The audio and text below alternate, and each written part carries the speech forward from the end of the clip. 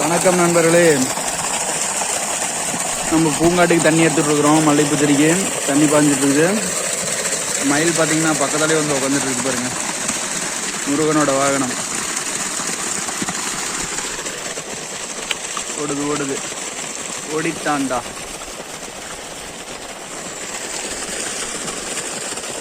ஒரு வாழை மரம் தார் போட்டிருக்கு.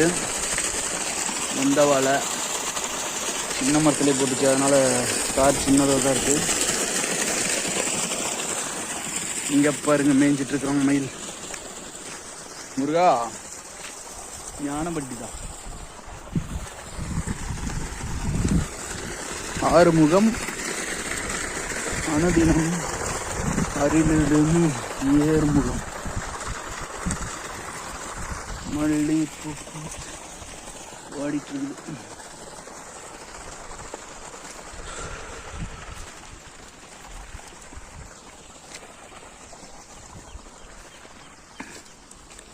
செடியை காப்பாற்றி வைக்கலாம், அப்புறம் மழை பெஞ்சா வந்துடும்.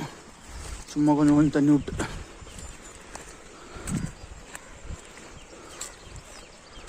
மலையே மலையே. கொட்டை செடி பாருங்க எப்படி காஞ்சி போயிருக்குதுன்னு. கொட்டை செடியில் வச்சப்போ கூட வரல, தண்ணி இருந்தால் தானே வரும். பாய்ச்சிட்டு இருக்குது தண்ணி.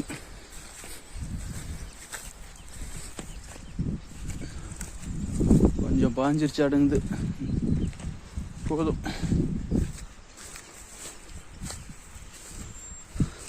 நன்றி வணக்கம் நண்பர்களே.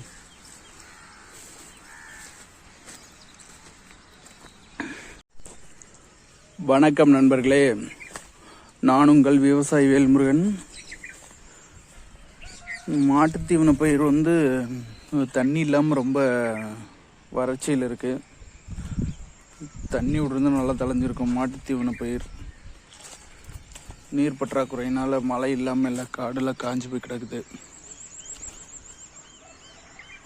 மழை பெஞ்சதுன்னா நல்லாயிருக்கும். வர்ண பகவான் கொஞ்சம் மழையை பொழிஞ்சாருன்னா நல்லாயிருக்கும்.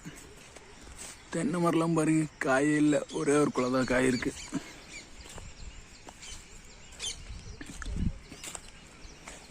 மாதம் ஒரு தண்ணி விடுறதே பெருசாக இருக்குது. தண்ணி இல்லை, ஃபுல்லாக ட்ரை ஆயிடுச்சு.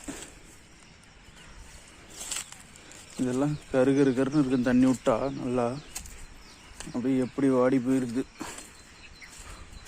வாடிய பயிரை கண்ட போதெல்லாம் நான் வாடினேன்.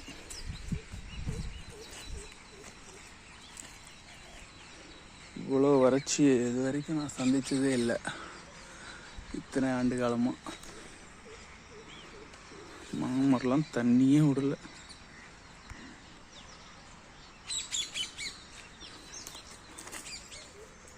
கரையான் பாருங்க எப்படி பிடிச்சிட்டு இருக்கு மரத்தில்.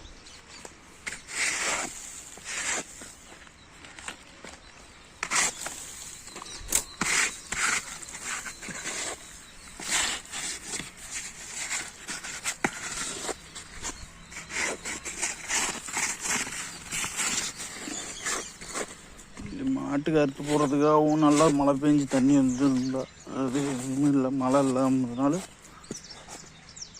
நல்லா தண்ணி பத்தலை. போரில் தண்ணி கம்மியாக இருக்கிறதுனால.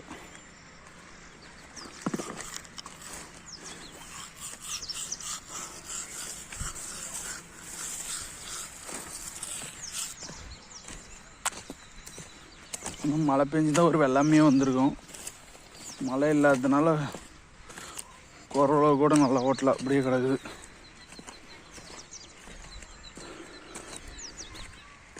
கொஞ்சோண்டு தண்ணி விடுறோம், அதுக்கே பாருங்க எவ்வளோ பில்லு தான் முளைச்சி போய் எல்லாம் விதையெல்லாம் காஞ்சி போய் கிடக்குது. அடுத்தது மழை பெஞ்சுன்னா ஃபுல்லாக பொத்த மாதிரி மாறிடும். மல்லிகைப்பூ செடி மண்ணை விட்டு எந்திரிக்கவே இல்லை, எல்லாம் சின்ன சின்ன செடியாக இருக்குது. வச்சு எவ்வளோ நாள் ஆயிடுச்சு.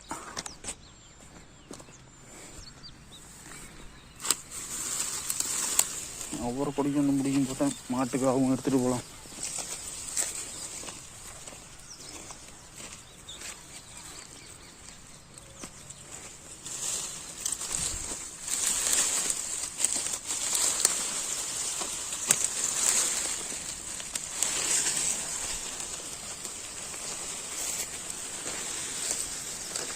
நன்றி, வணக்கம் நண்பர்களே.